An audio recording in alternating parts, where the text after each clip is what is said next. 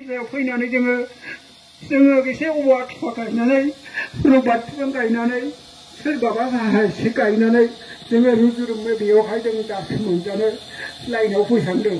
दिनै बेखौ जुदि शिब सारा प्रमद सारा जुदि जोंखौ बिनिफ्राय जुदि एरख'नानै लाङोबा एरख'नानै बहायबा दोननानै जुदि बे जिनिसखौ बसायोबा जोंनि फिसा फिसौफोरा आरो जोंनि अबस्थाया मा जागोन आङो बेखौबो शिब सारनि सिगाङाव बुंदोंमोन।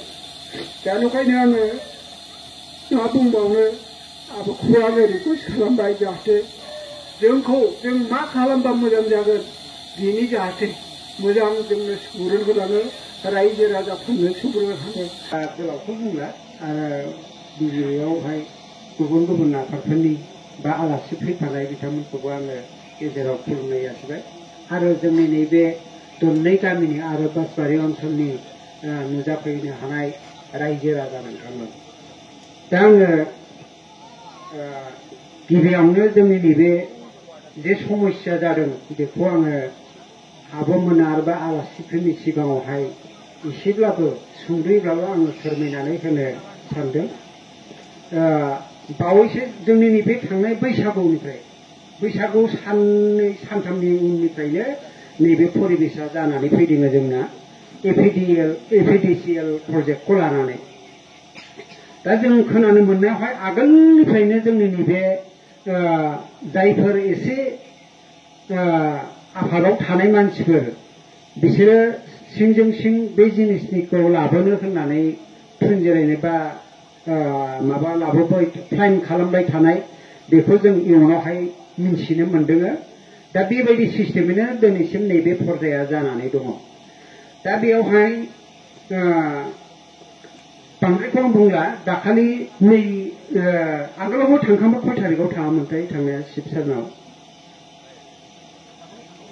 ओहो ओमफ्राय बिनि उनावहाय जोङो 2 जुन खालि शिब सारानाव होननानै जोङो खेबसे रायलायहैबावदों। दा बेयावहाय शिब सारा जोंनो डाइरेक्टयै मेपखौ देखायदों। देखायनानै नोंसिनि मेपखौ मोननैखौबो दाननानै लास्टनि मेपआ ड्रनजों सार्भे खालामनानै न'खौ जोंनि उसुंजोंनो बे गोदान मेप खालामनाय बेखौ देखायना होदों जोंनो। दा बिनि गेजेराव बुंदों गावबुरा नोंथां बे नोंसिनि बे प्रजेक्टआवहाय मा उसुबिदा दं नोंसिनावथ' डेभेलप जागोन डेभेलपनि थाखाय जोङो नैबे जिनिसखौ लाबोना होफैदों। नोंसिनि गथ' गथायफ्रा साख्रि मोनगोन आरो बाद बाखि एसे एनै बागानफ्रा जुदि थाङोब्ला बेफोरनिबो मुल्यखौ नोंसोर मोनगोन होननानै जोंना शिब सारा बुंना होदों प्रमद सारा। दा बेयावहाय जोंनि रायजो राजानि जे उसुबिदा बेखौबो आङो खस्थ' बिथांनो आङो बुंना होदों। जोंहा ओरै खोला साइडजों माइ गायग्रा बिलो दङ।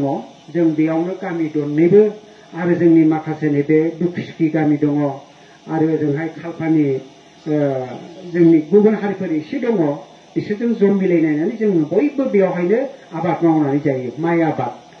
बेनिफ्राय जोङो नैबे गेजेरावहाय जोंनि नैनाव फाग्लिजरा गामिया दङ।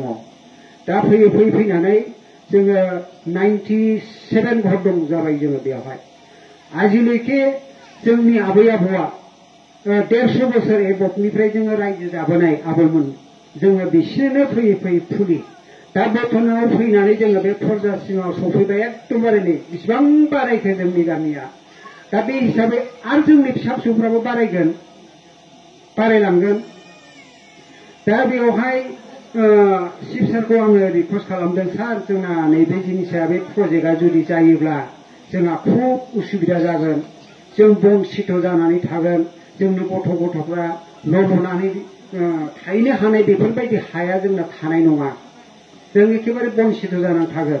आरो नोंथाङा खेबसेनो मोनसे लिस्टैनो क'क्राझाराव डेभेलप होननानै BSF केम्पबो मोनसे बानायबाय बेयावनो एखे लिस्टआवनो आरो बेयावहाय रेलवे कच फेक्ट'रिया बेखौबो बसायना होबाय। आरो जुदि नोंथाङा नैबे जिनिसखौ जुदि बसायबावोब्ला जोङो माबायदि बंसित जानानै थागोन जों बिराद खस्थ' मोनगोन सार। जोंनि फिसा फिसौफ्रा इयुनावहाय जोङो थांनानै थानाय बा न' लुनानै थानाय बेफोरो जोंनावहाय जेबो थानाय नङा। नंखायनो नोंथाङा अननानै नैबे जिनिसखौ बे प्रजेक्टखौ जुदि अननायनि गेजेरजों माबेबा मोनसे गुबुन जायगायाव जोंनि फर्बजरा एलेकायावनो नोंथाङा जुदि लाङोब्ला खुब मोजां जागौमोन होननानै आङो शिबसेनायावबो गले गले खावलायदों। थेवबो जोंनि उन्नति उन्नति उन्नति होननानै शिबसारा खालि बेबायदिल' बुंबाय थायो। आङो जोंनि नाय गथ' गथाय फिसा फिसौजों माबायदि संसार जानानै दङ, बेसेबां दुखुनि गेजेरजों लासै लासै फुजायाव फैनानै जोङो एसे औवा थुफा गायनानै रबार बिफां गायनानै सोरबाबा साहा एसे गायनानै जोङो रुजुरुमनो बेयावहाय जों दासो मोनजानो लाइनाव फैहांदों। दिनै बेखौ जुदि शिबसारा प्रमद सारा जुदि जोंखौ बिनिफ्राय जुदि एरख'नानै लाङोबा, एरख'नानै बहायबा दोननानै जुदि बे जिनिसखौ बसायोबा जोंनि फिसा फिसौफ्रा आरो जोंनि अबस्थाया मा जागोन, आङो बेखौबो शिबसारनि सिगाङाव बुंदोंमोन।